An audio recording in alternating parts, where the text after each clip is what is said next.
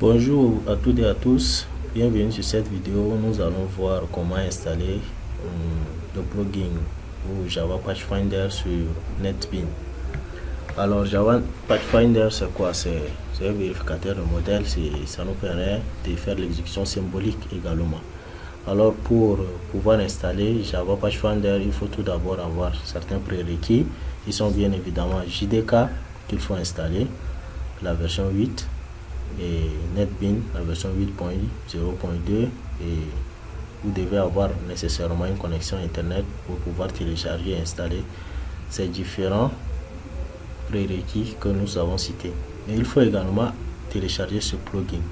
Alors ce truc vous allez le trouver sur le net, sur GitHub, et une fois téléchargé vous aurez ça comme ça.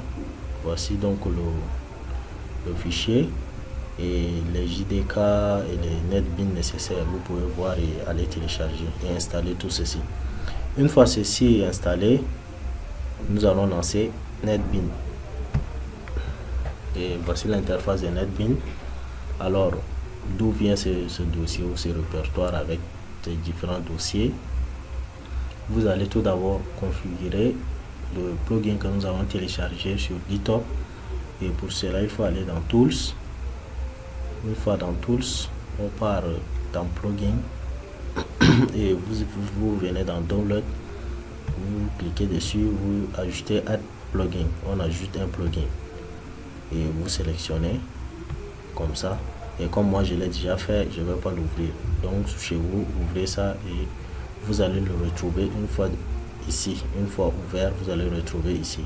Et une fois ici, vous devez l'installer et ça avec la connexion internet nécessairement. Comme moi je l'ai fait, je ne le fais plus.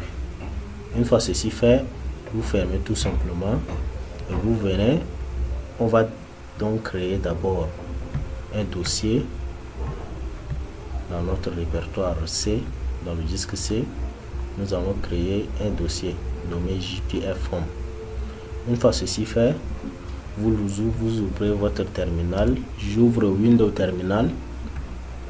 Alors après avoir ouvert Windows Terminal, vous devez d'abord créer un dossier et on crée le dossier en écrivant tout simplement mkdir et on va créer le dossier .jpf. Alors une fois le dossier créé, comme moi je l'ai déjà créé, je ne vais pas exécuter cette commande, mais vous devez l'exécuter chez vous. Une fois le dossier créé, on va se diriger vers ce dossier et en tapant tout simplement cd.jpf. En entrant, on va se placer dans le dossier.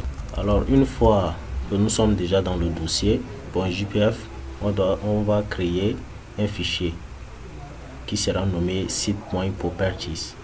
Et si vous êtes, comme nous sommes sous Windows, c'est ainsi qu'on va créer le fichier. Mais si vous êtes sous Linux ou macOS, vous devez tout simplement changer par Touch.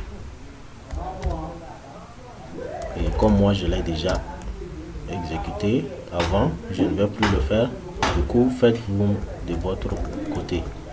Après cela, on peut l'ouvrir avec notre éditeur qu'on veut. Et moi je suis plus à l'aise avec Visual Studio Code, où je tape code et site.property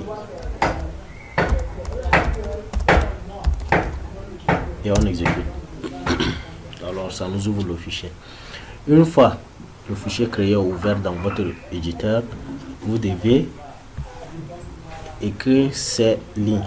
Alors la première ligne consiste à créer d'abord le JPF Home qui aura comme chemin le fichier C que nous avions créé précédemment. Alors une fois ceci fait, vous devez juste écrire ces lignes de code et c'est bon. Le JPF Core Repository également. Une fois ceci fait, vous enregistrez et vous quittez. Vous quittez et on revient dans notre NetBeans. Une fois ceci, on vient maintenant dans Team. Normalement, comme je suis en train d'enregistrer la vidéo, c'est pourquoi l'interface de cet onglet est un peu différente. Donc normalement il devrait avoir Git et il devait avoir Mercurial. Il devait avoir Mercurial plutôt. Donc Git, une fois Git, supposons que Git est ici, vous devez taper Git, vous cliquez sur Git, il y aura une option clone. Vous tapez clone et je vais vous laisser l'adresse à entrer, l'URL à entrer pour pouvoir cloner le JPF Core qui est nécessaire et indispensable pour l'exécution symbolique de nos programmes. Alors une fois ceci fait, tout cela va sortir, vous devez cliquer juste next, next, next et puis vous indiquez juste le chemin qui doit être dans notre dossier JPF Home. Une fois ceci fait, le téléchargement fini, vous allez retrouver ceci, JPF Core. Une fois ceci, vous déroulez juste et vous venez dans exemple et nous on va exécuter ce programme avec des exemples prédéfinis. Comme nous n'avons pas eu le temps d'écrire des exemples pour vous montrer, nous allons exécuter avec des exemples définis. Et ces exemples, nous prenons par exemple ceci. Voici le code Java. Voici le code Java. Et pour l'exécuter, nous allons exécuter le point JPF. On tape juste ici sur Verify et ça va nous vérifier. Je vais agrandir. Ok, et vous voyez l'ensemble des chemins possibles et ça nous montre tout ceci. D'où l'importance de l'exécution symbolique. Nous prenons un second exemple qui est Racer. Voici le code Java et vous pouvez donc deviner vous-même de votre côté qu'est-ce que fait ce programme.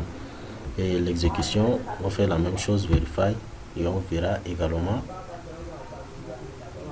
l'exécution symbolique de ce programme. Alors merci d'avoir suivi la vidéo et si vous avez certains problèmes, n'hésitez pas à poser vos questions. Merci.